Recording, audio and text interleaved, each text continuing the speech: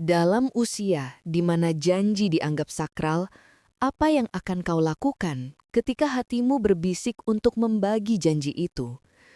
Kisah Nadia ini bukan tentang ketamakan, melainkan tentang pengorbanan yang paling berat. Apa yang lebih menyakitkan? Melihat orang yang kau cintai pergi, atau membiarkan rasa cemburu merobek ketenangan di bawah satu atap? Sebuah dilema yang menuntut lebih dari sekadar cinta. Ada malam yang terasa sangat sunyi, tetapi suara debaran di dada justru riuh memekakan telinga. Pintu terayun perlahan. Kehadiran neraka seperti menyelinap masuk ke dalam ruangan. Ia menjangkau jemariku, menemukan genggamanku. Sebuah janji lembut tanpa kata. Kehangatan itu baru saja menelusup, menghapus cemas yang sejak sore menempel di dadaku. Tapi kemudian, desakan keras dari luar memecah keheningan. Aditya berdiri di ambang pintu, siluetnya dilingkari bara. Wajahnya berbicara tentang batas sabar yang telah dilampaui. "Cukup," suaranya bergetar. Seberapa lama jeda ini harus ia patuhi? Reno tegak membalas tatapan itu. Ketegasan beradu dengan tuntutan. Dalam sekejap, udara menegang, energi dari dua arah saling tarik nyaris meledak. Aku tersentak, jeritan tertahan di tenggorokan, dan kelembapan mengalir di pipiku. Aku hanya seorang istri. Namun kini hatiku menjadi medan perebutan antara dua hakikat seorang suami. Cinta yang dulu bermula seperti melodi terindah, kini menyerupai medan persaingan. Dalam keheningan yang dalam, aku tahu badai ini akan menuntut satu perpisahan. Namaku Nadia. Tak pernah terbayang sebelumnya bagaimana takdir bisa secepat kilat mengubah peta hidupku. Semuanya bermula dari dua lamaran yang datang hampir bersamaan. Mereka adalah Aditya dan Reno. Aditya adalah sosok teduh, sabar, dan kehadirannya selalu menawarkan ketenangan. Reno lebih kuat, menuntut dengan sentuhan cinta yang protektif dan menggebu. Keduanya benar-benar menginginkanku. Aku bimbang karena benang getar yang sama kutemukan di hatiku untuk mereka berdua.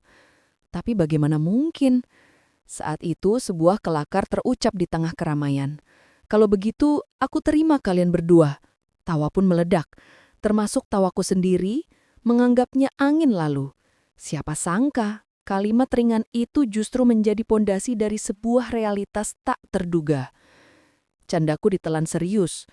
Aditya dan Reno sama-sama tak ingin mundur. Mereka juga tak ingin saling melukai. Lalu mereka mengambil keputusan membingungkan, membagi diriku. Mereka sepakat, selama aku bahagia, mereka rela menjalani rumah tangga dengan rumus yang berbeda. Hari ijab kabul tiba. Bisik-bisik di desa lembah senja mengiringi langkah kami. Sebagian mencibir, sebagian meragukan kewarasan kami. Namun faktanya, aku duduk di tengah pelaminan, diapit oleh dua pria yang kini resmi menjadi suamiku. Jantungku berdentam hebat. Ada rasa istimewa di satu sisi, tetapi di sisi lain, keraguan membungkus hati erat-erat. Malam pertama terasa seperti labirin ketegangan. Tubuhku terasa dingin ketika melangkah masuk ke kamar. Cahaya yang diredupkan menciptakan suasana hangat namun canggung. Aditya menyambut. Genggaman tangannya adalah sapaan penuh arti. Tatapannya menenangkan, seperti langit malam yang teduh. Ia menarikku ke dalam dekapan yang terasa seperti perlindungan. Sementara itu Reno berdiri tak jauh. Tatapannya tajam. Bukan ancaman, tapi pengakuan cinta yang sulit ia sembunyikan. Aku berdiri di antara dua magnet yang sama-sama ingin menjagaku.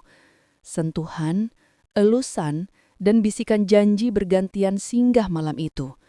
Ragaku seakan menjadi pusat perhatian ganda, dimanjakan oleh kasih sayang dalam dua bentuk yang berbeda. Jujur, ada ketakutan dan kebingungan. Tetapi di balik itu ada sensasi aneh yang membuatku menyerahkan diri pada alur takdir ini. Malam itu menjadi pembuka dari sebuah rumah tangga yang tidak lazim. Aku resmi terikat pada dua hati. Namun aku tahu, ketenangan ini hanyalah kulit luar yang rapuh. Hari-hari awal terasa seperti ilusi yang dihidupkan. Aku, Nadia, hidup bersama dua suami di bawah satu atap. Anehnya, suasana sempat begitu tenang dan hangat. Aditya selalu menghadirkan kelembutan yang membuatku merasa berharga. Kehadirannya adalah sentuhan perhatian yang diam-diam menenangkan. Reno dengan karakternya yang lebih tegas, justru memberiku rasa aman yang kuat. Sorot matanya yang intens akan menggarisbawahi bahwa aku adalah hak miliknya sepenuhnya. Dua pribadi yang kontras, namun keduanya berhasil membuatku merasa paling dicintai. Malam demi malam, aku belajar menjaga keadilan. Ada saatnya aku larut dalam dekapan Aditya, merasakan belayannya yang penuh kehati-hatian. Ada malam lain ketika aku bersama Reno, tenggelam dalam genggaman hangat yang protektif. Aku sering meraba hatiku sendiri, karena entah bagaimana, aku menemukan kenyamanan dalam perhatian yang mereka berikan. Suatu malam, Aditya berbisik. Nadanya begitu halus, hampir membuatku terisak. Aku rela berbagi, Nadia. Asal kamu bahagia, aku akan menerima. Kata-katanya lembut, tetapi aku menangkap bayangan luka di matanya. Di sisi lain, Reno mulai menunjukkan gejolak kecil. Senyumku yang terlalu lama untuk Aditya akan dibalasnya dengan tatapan tajam.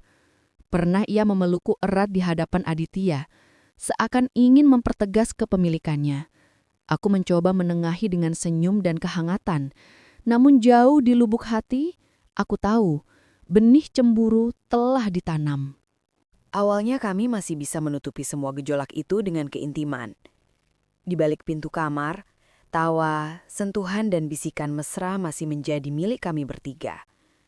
Aku merasa berada di dalam dimensi surga yang rumit, surga yang sekaligus terasa berbahaya. Namun surga itu punya batas waktu. Pada suatu malam, saat kebersamaanku dengan Aditya berjalan tenang, Reno tiba-tiba masuk dengan langkah berat. Udara seketika membeku. Ia menatapku, lalu menatap Aditya. "Sampai kapan jeda ini harus kuakui?" Suaranya bergetar. Di ruangan itu, keindahan berubah menjadi ketegangan. Aku sadar inilah awal dari badai besar yang akan merobek janji kami. Hari-hari berikutnya kehilangan keseimbangan. Rumah yang tadinya penuh tawa kini dipenuhi bayang-bayang curiga. Aku merasa terhimpit di antara dua api yang siap menyala. Aditya menjadi lebih diam. Ia sering menatap kosong seolah pikirannya tersesat. Ketika aku mendekat, pelukannya terasa rapuh. "Aku takut kehilanganmu, Nadia," bisiknya.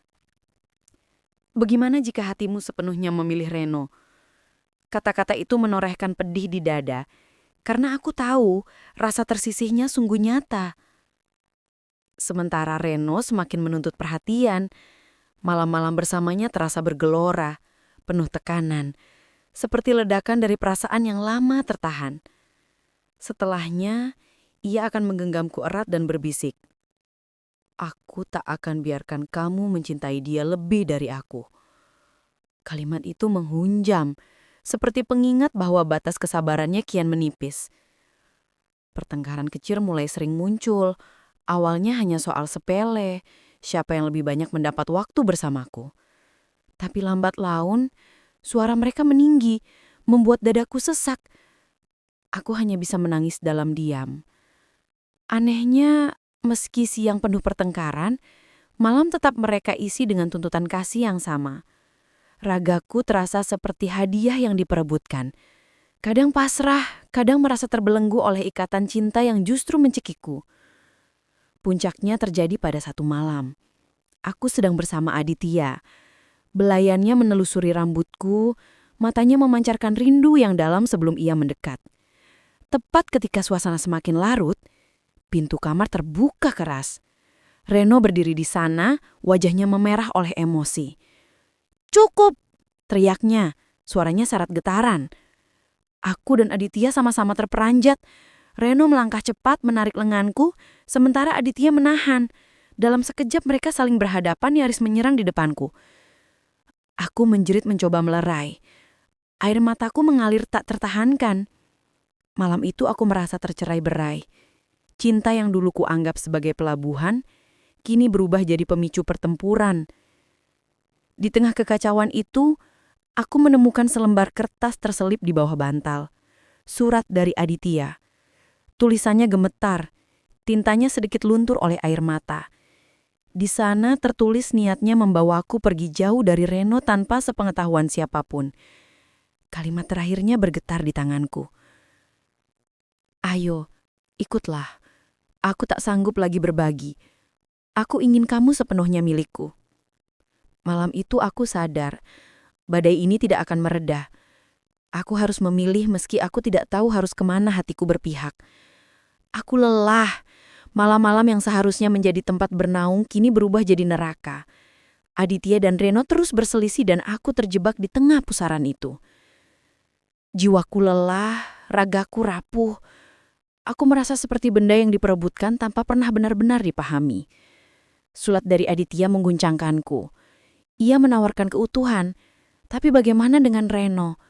Bukankah dia juga bagian dari kisah ini? Lelaki yang pernah membuatku merasa dicintai dengan cara yang berbeda. Malam itu, setelah pertengkaran hebat hanya karena senyumku terlalu lama untuk salah satunya, aku membuat keputusan. Diam-diam aku menunggu hingga rumah benar-benar sunyi. Napas mereka terdengar dari kamar masing-masing, tenang tapi berat. Perlahan, aku mengambil tas kecil yang sudah kusiapkan dan menyelinap keluar rumah. Aku berjalan menembus gelap malam tanpa berani menoleh ke belakang. Jalan desa sepi, hanya irama jangkrik yang menemani. Air mataku menetes tanpa henti. Aku menuju rumah orang tuaku mencari perlindungan. Ketika tiba, ibuku terkejut melihat kedatanganku di tengah malam. Wajahnya cemas, tapi ia tidak banyak bertanya. Aku langsung memeluknya erat, menangis di bahunya. Beberapa hari di sana, aku mencoba menenangkan badai di dadaku. Tapi kabar kepulanganku menyebar cepat di desa Lembah Senja. Tak lama, Aditya dan Reno datang. Hampir bersamaan, mereka berdiri di depan rumah orang tuaku. Wajah keduanya tegang, mata mereka tajam saling menatap. Aku datang untuk membawa pulang istriku, ucap Aditya, nadanya penuh tekad. Dia juga istriku, aku tidak akan membiarkanmu membawanya sendiri, balas Reno. Aku berdiri di antara mereka, air mata kembali mengalir. Cukup, suaraku tercekam. Aku lelah, kalian hanya bisa membawaku kembali jika berhenti bersaing. Kalau kalian benar-benar mencintaiku, berhentilah saling menyakiti. Keheningan panjang menyelimuti. Setelah beberapa saat, mereka sama-sama menunduk dan mengangguk berlahan. Aku pun kembali bersama mereka berdua. Tapi hatiku penuh keraguan. Badai di luar rumah justru semakin besar. Gosip di desa semakin jadi. Orang-orang berbisik setiap kali aku lewat. Ada yang mencebir, ada yang menyebutku terang-terangan sebagai perempuan yang gila karena memiliki 2 suami. Aku menunduk, merasa tercabik. Aditya dan Reno pun mulai resah, tertekan oleh gunjingan itu. Malam-malam kami tak lagi hangat. Yang dulu penuh tawa kini berubah jadi kecanggungan. Rasa bersalah mengendap di udara. Hidupku terasa seperti berdiri di ujung jurang. Aku tahu ikatan ini pada akhirnya akan menuntut satu pengorbanan besar. Hari-hari setelah itu terasa berat. Rasa saling percaya di antara kami memudar. Aditya semakin sering pulang larut malam, wajahnya muram. Reno jarang tersenyum. Tatapannya menyimpan amarah yang tertahan. Rumah yang dulu jadi tempat berlindung kini dingin, penuh jarak. Malam demi malam, kami berusaha mempertahankan kebersamaan yang sudah retak. Tapi cinta yang dulu memberi rasa istimewa kini hanya meninggalkan luka. Hingga suatu malam, Reno duduk di hadapanku. Wajahnya diselimuti kesedihan. Tangannya menggenggam jemariku erat, seolah takut kehilangan. Nadia, suaranya bergetar. Aku mencintaimu, tapi aku tak mampu lagi. Hidup seperti ini menyiksa.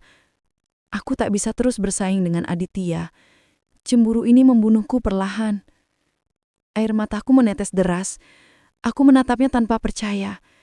Di sampingku, Aditya hanya terdiam. Matanya basah. Reno melanjutkan. Aku memilih undur diri. Aku ingin kamu bahagia meski itu bukan di sisiku. Tubuhku lunglai. Malam itu aku memeluk Reno untuk terakhir kalinya. Dekapan itu panjang, hangat dan menyesakan. Kecupan terakhir di kening membuat tangisku pecah. Beberapa hari kemudian, Reno benar-benar pergi dari rumah. Setelah kepergian Reno, rumah menjadi sunyi. Hanya suara langkah Aditya yang masih rutin terdengar di pagi hari, menyiapkan teh untukku sebelum berangkat bekerja. Ia berusaha tersenyum, meski matanya sering tampak kosong. Perlahan, hidup kami mulai membaik. Aditya belajar menjadi lebih sabar, lebih lembut, dan aku berusaha mencintainya seutuhnya. Tapi di sudut terdalam hatiku, aku tak bisa mengingkari kenangan yang tetap hidup. Senyuman Reno, dekapan kuatnya, dan tatapan matanya yang selalu terasa bergelora. Semua itu masih tersimpan, seolah terlipat di antara halaman-halaman masa lalu yang tak ingin tertutup. Aku tak tahu apakah aku benar-benar bisa melupakannya. Namun satu hal kupahami, hidup harus terus berjalan. Aku memilih tetap melangkah bersama Aditya, karena pada akhirnya, kehidupan menuntut pilihan, dan setiap pilihan pasti meninggalkan bekas luka. Dari kisah ini, aku belajar bahwa cinta bukan sekadar memiliki. Kadang cinta berarti berani melepaskan sesuatu atau seseorang yang tak bisa lagi kita genggam dengan utuh. Bahwa kebahagiaan sejati tidak datang dari keinginan untuk menguasai segalanya, melainkan dari keberanian menerima kehilangan sebagai bagian dari perjalanan. Kini aku, Nadia, menatap masa depan dengan hati yang masih terluka, tapi lebih tenang. Luka ini menjadi pengingat bahwa cinta bisa tumbuh dalam berbagai bentuk, dan tak semuanya harus berakhir bahagia untuk disebut berarti. Di langit desa lembah senja, aku sering memandangi senja yang turun pelan di ufuk barat. Di sanalah aku belajar menerima bahwa takdir terkadang mengajarkan cinta lewat perpisahan. Dan inilah kisahku tentang cinta, persaingan dan pengorbanan. Tentang seorang istri yang dipaksa memilih, dan bagaimana pilihannya meninggalkan goresan yang tak akan hilang seumur hidup. Sahabat pendengar sukses abadi, dari cerita ini kita bisa mengambil pelajaran. Kebahagiaan sejati bukanlah ketika kita memiliki segalanya, tetapi ketika kita berani melepaskan sesuatu yang memang bukan untuk kita genggam. Bagaimana menurutmu? Jika kamu berada di posisi Nadia, keputusan apa yang akan kamu ambil? Tuliskan pandanganmu di kolom komentar. Setiap tanggapan darimu sangat berarti bagi kami. Jangan lupa untuk mendukung, berbagi dan berlangganan channel Sukses Abadi, agar kamu tidak meninggalkan kisah nyata penuh makna lainnya. Sampai jumpa di kisah berikutnya, hanya di Sukses Abadi. Tempat di mana setiap cerita membawa pelajaran hidup yang abadi.